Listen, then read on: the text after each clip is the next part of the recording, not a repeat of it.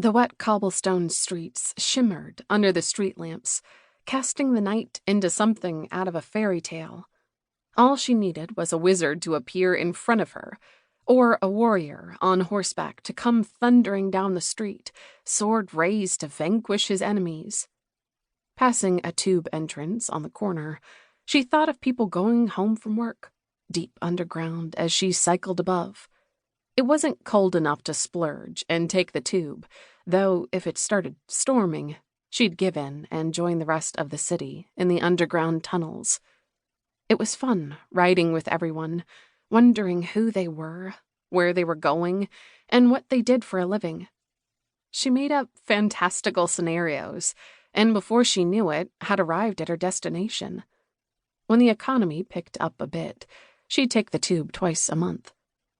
Happy at the thought, she hit the brakes and skidded a foot before stopping against a street lamp.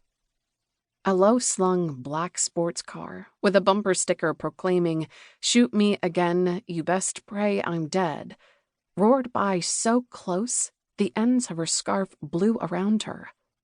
As it passed, the light hit the window of the car, affording her a glimpse of a strong jaw and short dark hair. The sticker made her grin. What kind of car was it?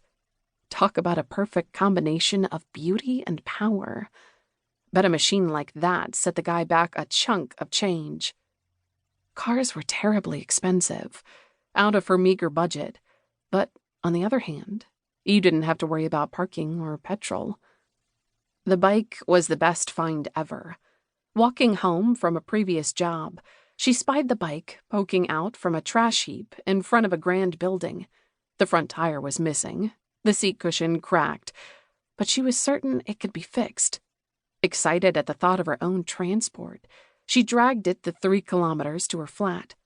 One of the neighbors, Dave, was a mechanic. He took the bike, and the next day brought it upstairs. With a new seat, front tire, and basket, it almost looked new. Dave showed her how to maintain it, and she was free to explore wherever her legs might take her. That was 6 months ago. Since then, she'd cycled all over Edinburgh and the countryside. At first she was sore, muscles she never knew she had, protesting each and every step. Gerard laughed at her, climbing the ladder at work, told her she looked like an old woman. After a few weeks, her body grew used to the bike, and now she was grateful to whoever had thrown away what had become her prized possession. On autopilot, daydreaming of tropical beaches and the warmth of the sun, Anna turned down a pitted roadway, climbed off to squeeze through a rusty gate, chained the bike to a fence, and walked towards the factory. Closed for years, it sat on the outskirts of the Leith docks. Close enough to smell the water, yet far enough away she couldn't hear any of the noise.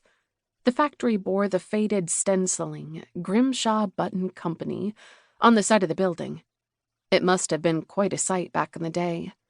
There were still various buttons and bits lying around inside and scattered across the faded brick floor, as if everyone left one day and never returned.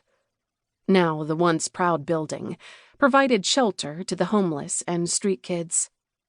On one of her exploring trips a few months ago, she'd found the place, ventured inside, and was surprised to find a thriving community. In the time since, the numbers of people were fewer and fewer. People went out and didn't return. Anna hoped they'd found a better place to live. Less than 20 souls remained in the building, mainly concentrated in the cavernous room at the rear of the first floor. One of the men told her the room was warmer than the others. The space contained cast-off pieces of furniture, salvaged from trash bins, creating a makeshift living and sleeping area.